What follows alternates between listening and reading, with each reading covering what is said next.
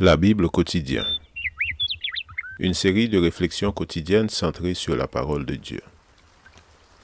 Que ce livre de la loi ne s'éloigne point de ta bouche. Médite-le jour et nuit, pour agir fidèlement selon tout ce qui y est écrit.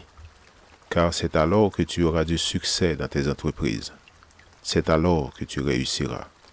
Josué chapitre 1, verset 8. Aujourd'hui, le 17 janvier, les lèvres fausses sont en horreur à l'Éternel. Alors elle lui parla ainsi. L'esclave hébreu que tu nous as amené est venu vers moi pour se jouer de moi. Et comme j'ai élevé la voix et que j'ai crié, il a laissé son vêtement à côté de moi et s'est enfui dehors. Genèse chapitre 39, versets 17 et 18.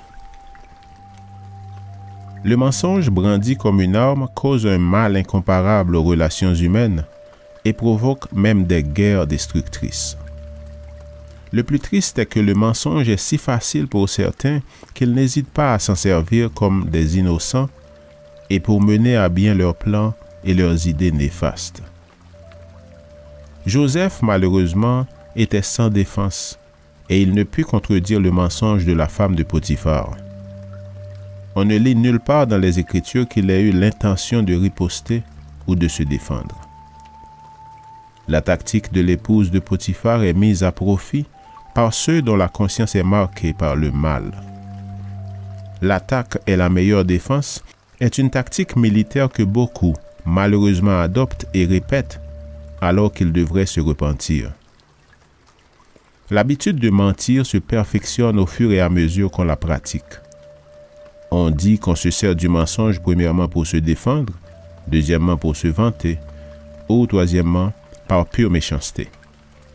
Si le chrétien n'est pas sur ses gardes, il risque de se retrouver dans l'une ou l'autre de ces catégories.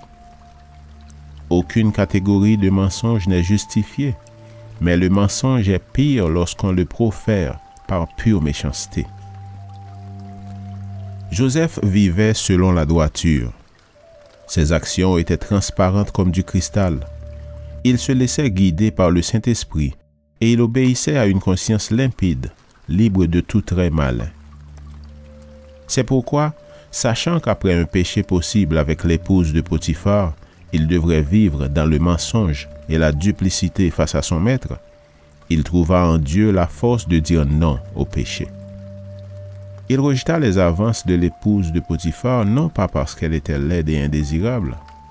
Au contraire, il semble qu'elle était l'une des reines de beauté de l'endroit. Joseph la repoussa parce qu'il ne voulait pas pécher contre Dieu.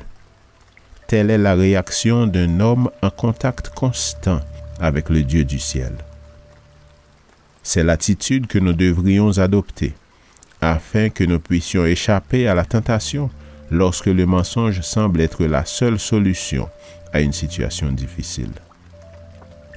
Citation. Tous les actes du chrétien doivent être aussi clairs que la lumière du soleil. La vérité vient de Dieu. La tromperie, sous quelque forme qu'elle se représente, vient de Satan. Quiconque s'écarte de la ligne droite de la vérité se place imprudemment sous la puissance du malin. Une vie meilleure. Page 84. Lecture de la Bible pour aujourd'hui dans l'Ancien Testament, Genèse chapitre 39 à 41. Et dans le Nouveau Testament, Jean chapitre 1. Merci d'avoir écouté. Je vous souhaite de passer une excellente journée avec Jésus. À la prochaine!